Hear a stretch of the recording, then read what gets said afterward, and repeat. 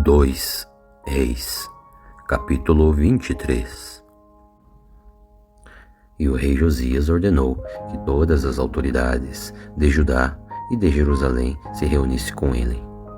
E eles foram todos juntos até o templo, e eles foram acompanhados pelos sacerdotes, pelos profetas e por todo o povo, tanto os mais importantes quanto os mais humildes.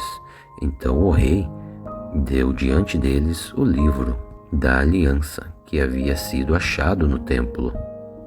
Ele ficou em pé perto da coluna real e fez com Deus, o Senhor, uma aliança pela qual eles obedeceriam e guardariam as suas leis e os seus mandamentos com todo o coração e com toda a alma, e também cumpririam tudo aquilo que a aliança mandava fazer, assim como estava escrito no livro. E todo o povo prometeu cumprir esta aliança. Então Josias ordenou a Uquias, o grande sacerdote, e também aos sacerdotes ajudantes, e também aos guardas que estavam a serviço no templo, que tirassem todos os objetos que estavam no templo para a adoração do deus Baal, também o poste ídolo e as estrelas.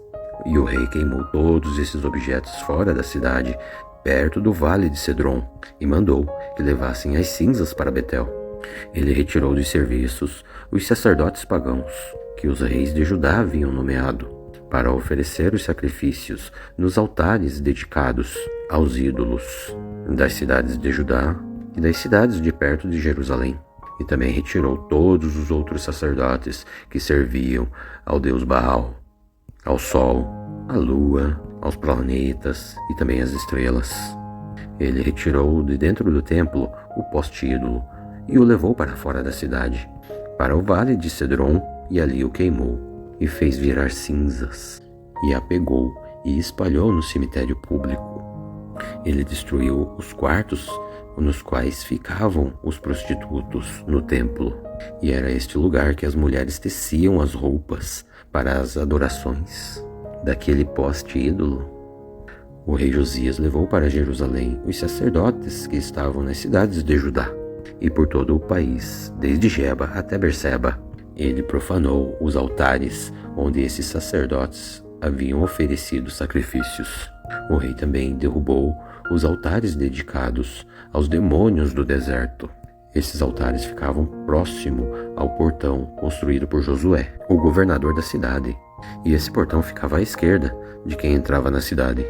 Esses sacerdotes estavam proibidos de oferecer sacrifícios no templo de Deus, o Senhor, porém eles podiam comer os pães sem fermento junto com os outros sacerdotes. O rei Josias também profanou Tofete, o lugar pagão de adoração, que ficava no Vale Hino, para que ninguém queimasse o seu filho ou filha como sacrifício ao deus Moloque. Ele também retirou os cavalos que os reis de Judá haviam dedicado à adoração do sol, e também queimou os carros usados nessas adorações. E esses carros ficavam guardados no pátio do templo, próximo do portão e perto do quarto de Natã Eleque, um alto funcionário. O rei Josias também derrubou os altares que os reis de Judá haviam construído no terraço do palácio, sobre a sala do rei Acás, e também destruiu os altares construídos pelo rei Manassés nos dois pátios do templo. Ele os fez em pedaços e os jogou no vale do Cedron. Josias também profanou os altares que o rei Salomão havia construído ao leste de Jerusalém, ao sul do Monte das Oliveiras, para a adoração de Astarote, a nojenta deusa dos Sidônios, e de Quemos, o nojento deus dos Moabitas, e também para a adoração de Moloque, aquele nojento deus dos Amonitas. O rei Josias fez em pedaços a coluna do deus Baal, derrubou os postes ídolos, cobriu de ossos de gente o lugar onde eles haviam estado. Josias também derrubou o lugar de adoração que ficava em Betel, que havia sido construído pelo rei Jeroboão, o filho de Nebate, que tinha feito o povo pecar contra Deus, o Senhor. Josias derrubou esse altar, quebrou as suas pedras em pedaços e as esmigalhou até virar pó. E ele também queimou aquele poste ídolo. Então Josias olhou em redor e viu algumas sepulturas ali no morro. Mandou que tirassem delas os ossos e os queimou no altar. Assim, dessa maneira, ele profanou o altar, fazendo aquilo que o profeta tinha dito que ia acontecer. E isso há muito tempo atrás. Isso quando o rei Jeroboão estava perto do altar em uma festa. Então o rei Josias olhou ao seu redor e viu a sepultura do profeta que havia feito aquela profecia. Então perguntou: que sepultura é esta? E o povo de Betel respondeu: é a sepultura do profeta que veio de Judá e profetizou as coisas, as quais o Senhor acabou de fazer aqui com este altar. Então Josias ordenou: deixem essa sepultura ela como ela está, e não mexam nos ossos dele. E assim, os ossos daquele profeta ficaram junto dos ossos do profeta que havia vindo de Samaria. E em todas as cidades de Israel, Josias derrubou todos os lugares pagãos de adoração que havia sido construídos pelos reis de Israel e que haviam provocado a ira do Senhor, Deus de Israel. E com todos esses altares, ele fez tudo aquilo que ele havia feito em Betel. E também matou todos os sacerdotes pagãos e os altares onde eles haviam oferecido sacrifícios, e queimou ossos de gente em todos os altares. Aí, então, ele voltou para Jerusalém.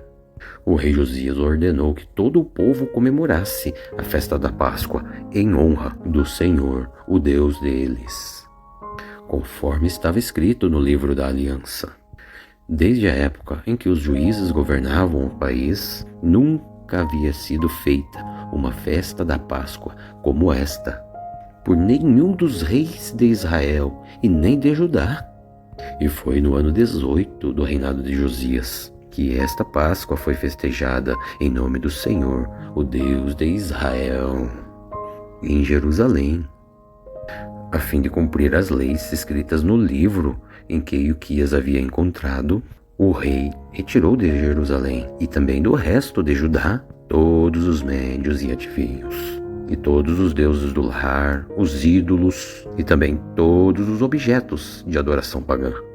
E não houve antes nenhum rei como o rei Josias, que servisse a Deus o Senhor com todo o seu coração, mente e força, obedecendo a todos os mandamentos e leis de Moisés. E depois também nunca mais houve outro rei igual a ele. Porém, a ira terrível do Senhor Deus Todo-Poderoso havia sido provocada contra Judá por causa das coisas feitas pelo rei Manassés, e a sua ira ainda não havia passado. E o Senhor disse: eu farei com Judá o mesmo que eu fiz com Israel. Eu expulsarei de minha presença o povo de Judá e rejeitarei Jerusalém, a cidade que eu escolhi, e também o templo, o lugar onde eu disse que seria adorado. E todas as outras coisas que o rei Josias fez estão escritas nas histórias dos reis de Judá. Durante o reinado de Josias, Faraó Neco, o rei do Egito, levou todo o seu exército até o rio Eufrates para ajudar o rei da Assíria.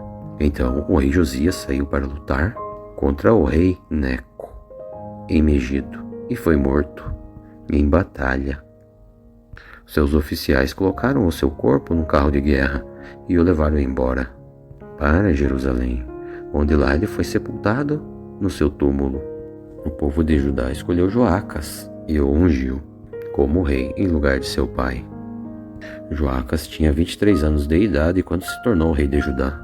Ele governou 3 meses em Jerusalém. A mãe dele se chamava Ramutal, e ela era filha de Jeremias, da cidade de Ligná. Seguindo o exemplo de seus antepassados, Joaca fez coisas erradas que não agradavam a Deus, o Senhor. E o seu reinado acabou quando o rei Neco mandou prendê-lo em Ribla, na terra de Ramate, e obrigou todo o povo de Judá a entregar 3.400 quilos de prata e 34 quilos de ouro.